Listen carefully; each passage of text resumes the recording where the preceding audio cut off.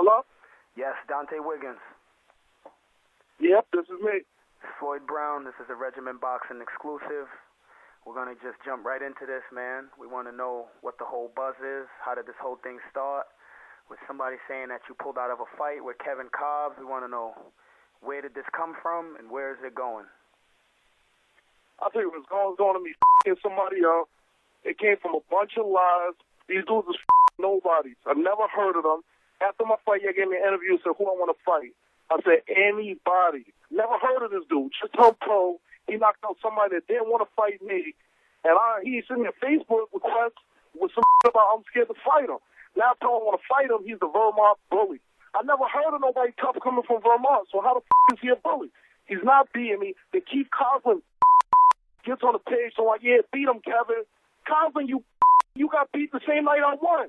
Now I'm telling you I want to fight you 175. You told me I was fight 170. Like, what's really good? Now we want to fight 170 and let's spar at Boletto's gym.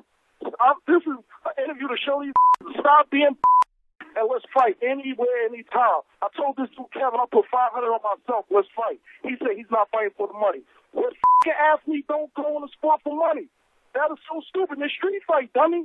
His f***ing trainer keep hitting me up like, God, they got nothing but respect for you after the fight. I'm going to buy you a beer. Listen, man, I got beer money. I don't need you to buy me no beer. And I drink Henny, so stop with that beer. Second, after that, you gonna tell me the promoter, Rich Capriello, told you I didn't want to fight. I heard Rich said he never heard of these dudes. That's what it was. That's what I wanted you to clear up with Mr. Capriello saying that you pulled out of a fight. Is that true? Who did he tell that to? Who did Capriello tell that you pulled out of the fight? Who did you hear that from? Supposedly, they said that they was looking for a fight with some dude. He backed out. Then they said they was going to fight another dude from my gym. Said that Jose wouldn't let Alex fight, so they asked for me. And then Mr. He called you out, basically. This was now, but everybody I asked, they never heard of this dude. So I'm like, Bobby hit me up on his trainer, hits me up on Facebook, asked for my number, get my number. He told me Richard started some for him after he beats me. Now check this out. He's a chopping and screwing him up. After he beats me, he's getting a contract for CF. There is no after you beat me. For the last 10 years, I have not lost in the street, the ring, nowhere. So how the f*** is there after? You're nobody. So I'm like, that's shut up. Then I asked Rich if I turn out to fight. Rich like, I never saw this dude fight. He's like, no, why would I say that about him? Rich has already promised me a fight in August on the CES card, and I'm turning to beat this ass. So how the f*** is all these rumors coming around? These are the only two heads that heard that rumor. I've been pressing everybody for 2 weeks about this rumor. Nobody heard this rumor. Know this dude. He our sparring partners at 2-on-1 before the Golden Gloves and lost in the Golden Glove. And how the won't I punish this dude? Like, I'm going to break his jaw. Like, he's chewing nothing solid for the rest of the summer. And you can quote me on that. All right. Well, you did say you was going to get the last cat out in the first round. What was his name? Paul Gonzalez. And you did finish that fight, and I believe it was 51 seconds or 54 seconds, Dante. What was it? Now, it was 51 seconds. Only reason it took me so long is because it was my first fight, and I had to, it was ugly. I had to adjust. I got to hit it.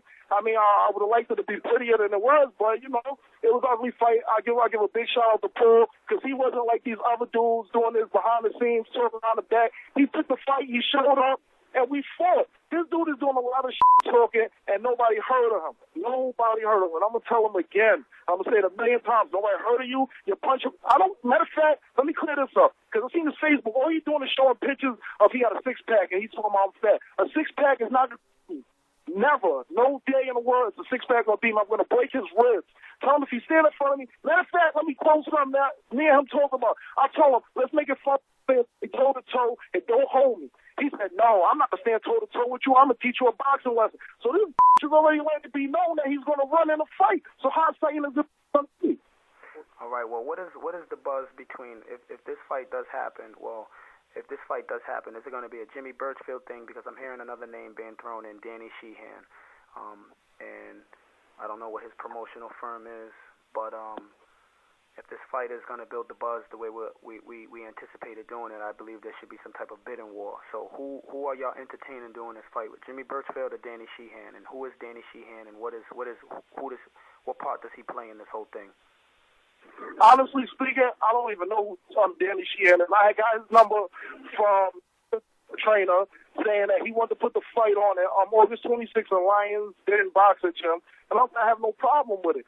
But at the same time, my loyalty is going to be with them. They gave me my first fight. Since I turned amateur, they gave me all my sparring. They showed me number one. So, of course, I'm going to wait to see what they say before anybody.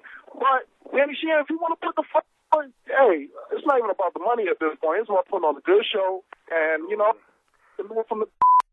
So what is the prerequisites for you? What do you need for this fight to happen? What do you need? How much time do you need, or what do you need him to do? Any special tests, or what? The boxing world is real crazy right now. What do you need for this fight to happen? What does Dante need for this fight to happen? All Dante needed is until August to lose weight because I was already prepared for the fight at 200 pounds. So I'm gonna drop the weight. I'm not gonna drop it in 3 weeks and fight him. I'm gonna drop the weight, fight him in August. Then after I fight him, shoot all he. That's all he has to do. Show up and don't run. Tell him don't make the ref's job any harder than that. Don't own me. Don't run. Don't cry. Don't. Like I said, I don't hate the dude. We could be friends after the fight, but this is what we do. And if you're a real warrior, don't come and shake my hand until after the fight. Fight, man. We in the business of hurt, and I'm trying to hurt him. Absolutely. So what is your training situation right now? Where are you going to prepare for this match, and how are you going to prepare for this match? Well, right now, I'm in New York, so I'm preparing at Morris Park Boxing Gym, and I run at Astoria Park every day. So if you want to see me, I'm there. When it gets close to the fight, you know I'm going back to the home of the soldiers, 401 Boxing Gym, to work with Paul Andre and Jose Santos. And like I said, this guy's in for a world of hurt. I've been inspired with some of the best CES fighters. Jason Estrada gave me work. Eric Estrada gave me, Matt Coffrey, Joe Gardner, Peter Manfredo. It was so many people that gave me good work. Power punches, accurate punches, good boxers, and he don't fit in the category of none of these dudes. What the make him think that he's going to do anything to me? He keeps telling me, watch out for his left hook. Joey Spina got one of the best left hooks out there in New England. And me and him went at it, and dropped my head a couple of times. I didn't fall, so what the make him think he's going to drop me? Right. Well, do you have anything specific you want, any last things you want Kevin Cobb or any of his handlers to hear?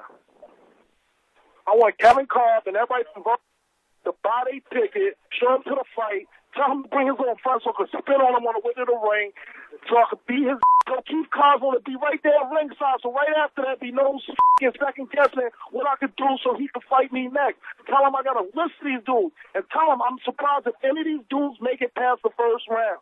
Don't be scared. Tell him the only safe bet he got is to run at home. There's no other strategy. Tell him I'm testing his heart and I'm testing his chin. Off the first hell. I'm testing. He's going to question his training. He'll question his trainer. He's going to move. That's what he's going to want to do. Because before anything, these liars was talking to my trainer, talking about, Dante's a good fighter and Kevin's a good fighter. Let's wait somewhere down both 10-0 and fight for a title. Now, I would say to him, I'm scared. Now you want to fight one of them.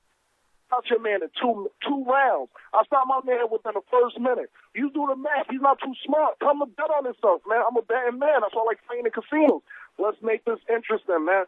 Put something on the line. Make it worth something. I told him let's fight an 8-round fight. We'll make our own title up. That's it's what not I was hard, thinking myself, man. If we're gonna this is such an anticipated matchup. We know it's going to be a good match. It's going to be fireworks. He came out and he stopped Nick Lavin in the first round. It took him a little while long. I think it was like a minute and a half. You got yours. You stopped Paul Gonzalez in less than a minute. So a few things came to mind. I was figuring, maybe I should do this at 5 or 6-0, or maybe it should be more than a 4-round fight. Are you open to that, making it a 6-rounder, or does it need to be a 4-rounder?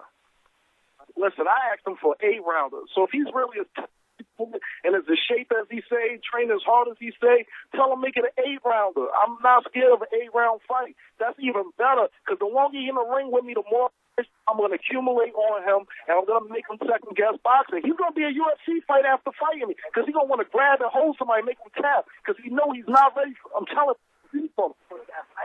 No doubt, Dante, man. It's always a classic with you, man. Definitely appreciate the opportunity and the time for talking with regimenboxing.com. So just I just got another question for you. What's the real reason behind the inactivity? Like, you came out, you won your fight, you did everything that a promoter can expect from a debut fighter. Why is it 7 months later before there's another fight? Honestly, it was a lot of issues with my trainer, and I'm trying to find a manager. And then, honestly, I don't live in Rhode Island, so the living conditions wasn't where it was. So I came back to New York. I was training in New York, but I'm under contract with Jose Santos. So my loyalty to him didn't want me to fight without him being in my corner. So a couple of names thrown at us for a fight. Nick Lavin was one of them. We started preparing for the fight. He pulled out.